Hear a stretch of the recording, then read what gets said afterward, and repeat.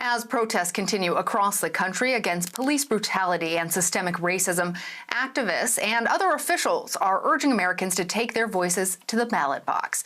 CBS News political unit associate producer Sarah Ewall-Wice recently wrote about an uptick that she's seeing in voter registration during the demonstrations. Sarah, great to have you with us. So initially, voter registration was down dramatically over 2016, but now you're seeing an upward swing. What's going on? Correct. So what we saw at the beginning of the coronavirus pandemic, according to many groups that I spoke with, was a drop off in registrations. People were focused on other things. They were concerned about the health risk. There was also the economic concerns happening in March and April and even into May. However, there has been a surge in voter registrations to coincide with the protests happening since the end of May, when George Floyd was killed, through the beginning of June, and even now, as those protests continue. I spoke to multiple groups, both nonpartisan and progressive groups, about what they've been seeing. One group, The Color of Change, has had a website, Voting While Black, which has been in operation since 2016. However, a third of all activity on that website, which helps with voter registration and checking your voter registration status, has come in the past couple of weeks. Another group I spoke with, Rock the Vote, had 100,000 people register to vote in 1 week. Obviously, that group is focused on young voters, but that number is the most of any week of the 2020 election cycle to date. And another group, the Voter Participation Project, told me that after seeing a complete drop-off in March and April in voter registrations, they had a 250% surge recently to coincide with the protests, showing that people are listening to those activists who are saying, don't just take your voice to the street, take your voice to the ballot box. As Killer Mike had a speech during a press conference some time ago where he said, beat up the prosecutors at the ballot box if you're unhappy. And that is what we're seeing right now in terms of voter registration as people are out. And Sarah, I know that nonpartisan groups like voteamerica.com have also been working to register voters and get them signed up for a mail-in ballot, anticipating some of the continuing problems that we've seen during elections in the coronavirus. What else are the nonpartisan voting groups that you're talking to doing to make sure that people are not only registered to vote, but actually make their vote count?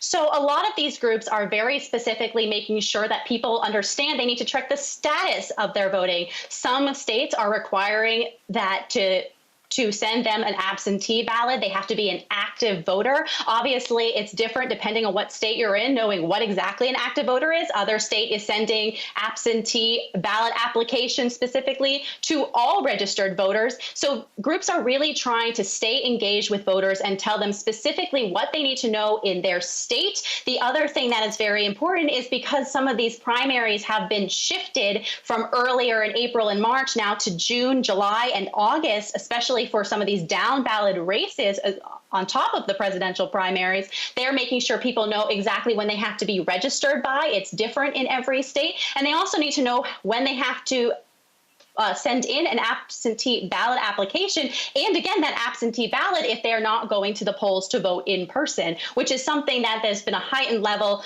of engagement in trying to make sure that there's awareness because of this ever-changing situation happening across the country.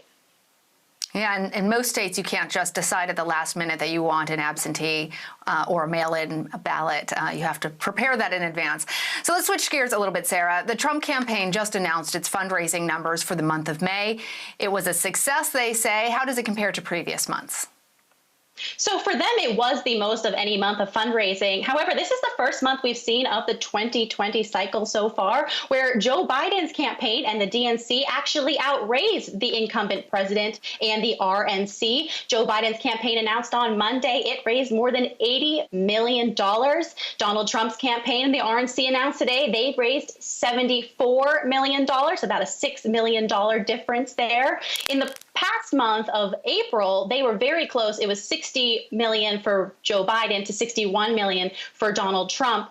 This comes after the Biden campaign has officially clinched the nomination, as well as joined a joint fundraising committee with state parties as well, allowing them to raise more money. With that said, Donald Trump's campaign has a massive war chest. They have $265 million on hand, according to the RNC. Joe Biden did not yet release how much cash on hand they had. However, last month they had about $100 million cash disadvantage to Donald Trump. And they've also been campaigning virtually. So it'll be interesting to see how much money they've been able to save, as well as holding these fundraisers that have raised big bucks, so that moving forward, they can close that gap between the two heading into the summer and fall. Well, in addition to the top of the ballot, obviously people have started to focus increasingly on these down ballot races, and there has been an uptick in congressional TV ad spending heading into the summer. You are particularly interested, I know, on the vulnerable Senate Republicans, particularly in my home state of Iowa. What are you seeing there? Right. So we were looking at ads. There's been an uptick in both congressional as well as Senate ads heading into the summer, especially ahead of some of these state congressional primaries that we've been seeing. And something that I've noticed across the board with these vulnerable Republicans in some of these states is that they're leaving Donald Trump out of their advertisements. I said earlier this year that Democrats have been focused with their messaging on healthcare. Republicans have been focusing their messaging on what they've delivered amid the coronavirus. Incumbents, according to the strategist I spoke to, have an advantage because they're able to show the bills that they have helped pass to help people amid the pandemic, and they are touting those in their ads. Susan Collins, Tom Tillis, as well as Cory Gardner in Colorado, they have all placed ads showing what they've been doing amid the coronavirus, thanking first responders.